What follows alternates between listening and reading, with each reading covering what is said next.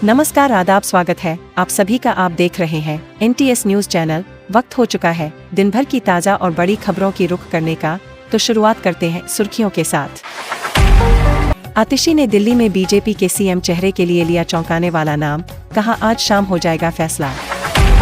योगी के मंत्री ने चंद्रशेखर आजाद की कौआ से की तुलना, महाकुंभ पर दिया था विवादित बयान।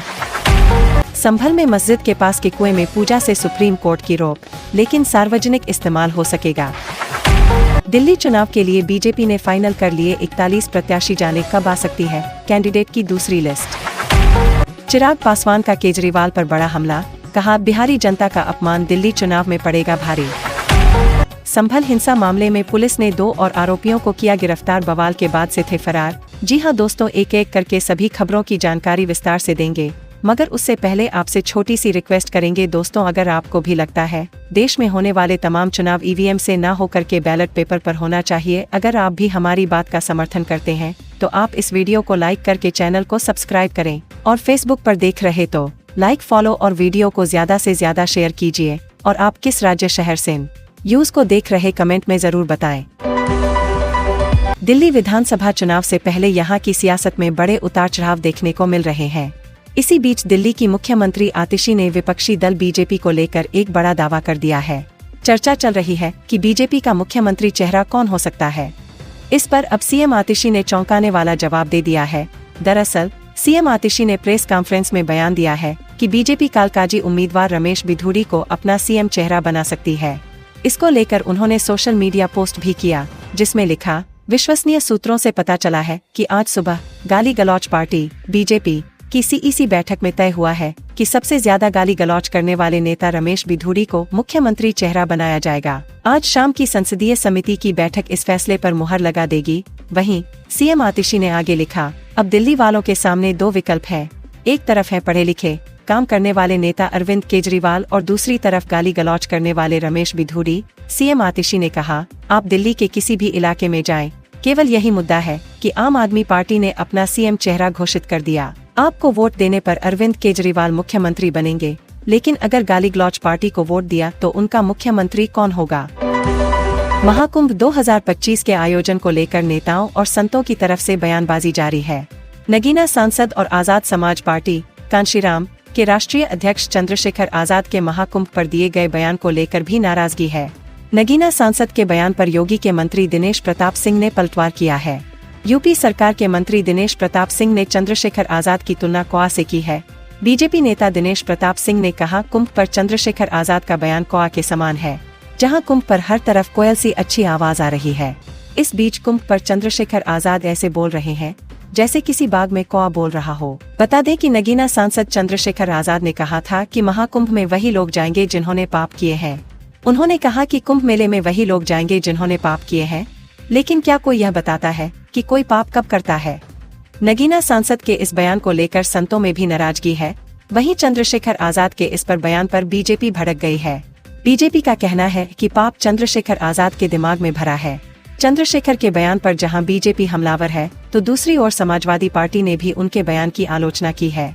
समाजवादी पार्टी के नेता उदयवीर सिंह ने कहा कि वो चंद्रशेखर आजाद के बयान से इत्तेफाक नहीं रखते हैं।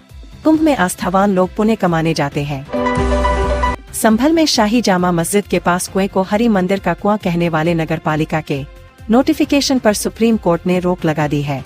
मस्जिद कमेटी ने मामले में यथास्थिति बनाए रखने की मांग की थी। कमेटी का कहना था कि कुएं की खोदाई और उसे मंदिर का कुआं कहने से वहां पूजा शुरू हो जाएगी। कोर्ट ने उत्तर प्रदेश सरकार से स्टेटस रिपोर्ट मांगते हुए 21 फरवरी को अगली सुनवाई की बात कही। चीफ जस्टिस संजीव खन्ना की अध्यक्षता वाली बेंच ने सुनवाई के दौरान साफ किया कि कुएं का इस्तेमाल कोई भी कर सकता है, इस पर कोई रोक नहीं है। दरअसल मस्जिद पक्ष के वकील इसे सिर्फ मस्जिद का कुआं बता रहे थे और वहां किसी भी तरह की दूसरी गतिविधि पर रोक की मांग कर रहे थे, लेकिन कोर्ट ने कहा कि यह सार्वजनिक जगह पर बना कुआं है। मस्जिद के अलावा इसका इस्तेमाल दूसरे लोग भी कर सकते हैं। यूपी सरकार के लिए पेश additional solicitor general KM Nataraj ने कहा कि कुआं सार्वजनिक जमीन पर है। मस्जिद पक्ष के वकील ने कहा कि आधा कुआं मस्जिद के भीतर है, आधा बाहर। कोर्ट ने फिलहाल कुएं को लेकर यथास्थिति बनाए रखने को कहा। दिल्ली के फिरोज शाह रोड स्थित अरविंद केजरीवाल के आवास की तरफ बीजेपी के कार्यकर्ताओं ने पूर्वांचल सम्मान मार्च निकाला। इस दौरान करीब 50 लोगों को दिल्ली पुलिस ने हिरासत में ले लिया है। इन्हें तीतर बीतर करने के लिए पानी की बौछारें भी की गई है। आवास के धरना खत्म करने की कोशिश की जा रही है। प्रदर्शनकारियों का आरोप है कि अपने एक बयान से अरविंद केजरीवाल ने पूर्वांचलियों का अपमान किया है। यहाँ प्रदर्शन कर रहे लोगों में बिहार के भागलपुर, यूपी के सुल्तानपुर और बलिया के लोग भी जुटे हुए हैं। हिरासत में लिए गए लोगों से एबीपी न्यूज ने बात की। एक व्यक्ति ने कहा कि जो पूर्वांचल को गाली देगा, हम उसके खिलाफ प्रदर्शन करेंगे। पूर्वांचली के सम्मान के लिए जहां तक जाना होगा जाएंगे। केजरीवाल ने बोला है कि पूर्वांचली फर्जी वोटर आईडी कार्ड बनाते हैं। हम पूर्वांचली स्वाभिमानी होते हैं। दिल्ली विधानसभा चुनाव को लेकर सभी राजनीतिक पार्टियां मीटिंग कर रणनीति बनाने में जुटी हुई है। इस बीच भारतीय जनता पार्टी के राष्ट्रीय अध्यक्ष जेपी नड्डा के आवास पर दिल्ली बीजेपी कोर कमेटी की बैठक हुई। इस बैठक में दिल्ली की बची हुई 41 विधानसभा सीटों पर चर्चा की गई। सूत्रों के मुताबिक सभी सीटों पर सर्वे रिपोर्ट और स्थानीय सांसदों की राय पर चर्चा हुई। हर सीट पर पेश किए गए पैनल में से एक नाम शॉर्टलिस्ट किया गया है, जिसे थोड़ी देर में होने वाली केंद्रीय चुनाव समिति की बैठक में रखा जाएगा। समिति की बैठक में चर्चा होने के बाद देर रात या कल बीजेपी की दूसरी लिस्ट आ सकती है। आज यानी 10 जनवरी 2025 शाम 6:30 बजे बीजेपी केंद्रीय चुनाव समिति की बैठक हुई। प्रदेश के बांसवाड़ा के कुशलगढ़ नगर पालिका वार्ड 17 के उपचुनाव में 83% मतदान हुआ था। यहाँ चुनाव में कांग्रेस से वाली बाई रावत और बीजेपी से प्रमिला मैडा मैदान में थे। यहाँ परिणाम भाजपा के पक्ष में रहा। प्रमिला मैडा ने 184 मतों से जीत दर्ज। यहाँ कुल 430 मतदाता थे, जिसमें से 178 पुरुषों और 202 महिलाओं सहित 382 मतदाताओं ने मतदान किया। चित्तौड़गढ़ की कपासन नगर पालिका के वार्ड नंबर 17 में कांग्रेस प्रत्याशी तस्नीम बानो और भाजपा प्रत्याशी रुबीना बानो के बीच सीधा मुकाबला था। यह सीट ओबीसी महिला वर्ग के लिए आरक्षित है।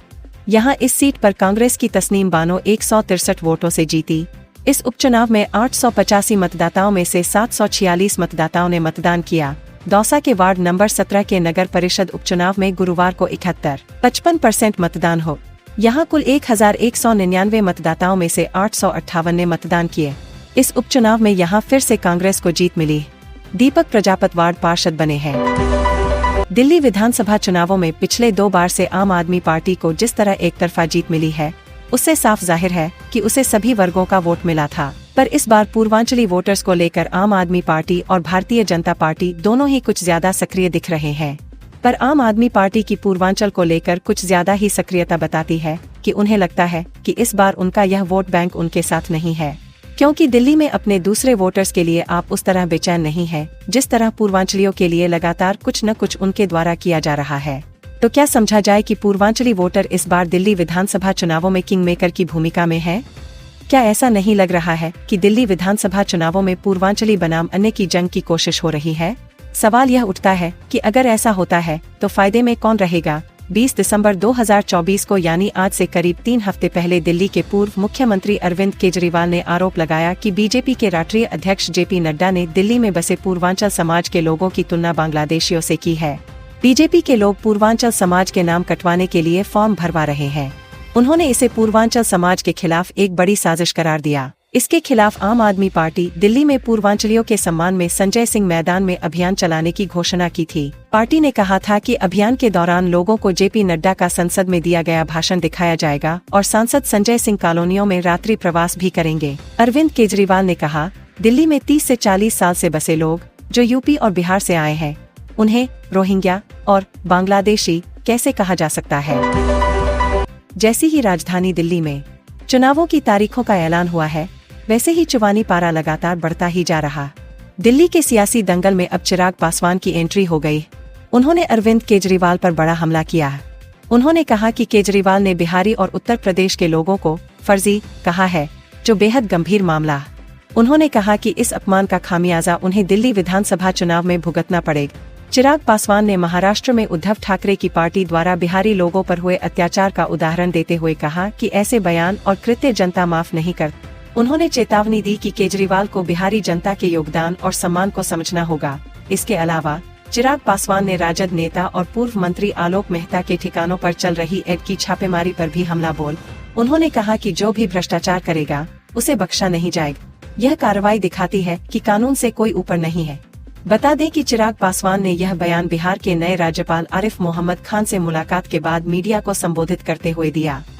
उत्तर प्रदेश के संभल में जामा मस्जिद में सर्वे के दौरान हुई हिंसा के मामले में पुलिस ने 2 और लोगों को गिरफ्तार किया है।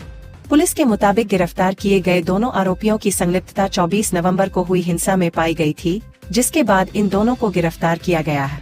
इससे पहले संभल हिंसा मामले में पुलिस ने दिल्ली के सीलमपुर एरिया से आरोपी सलीम को गिरफ्तार किए।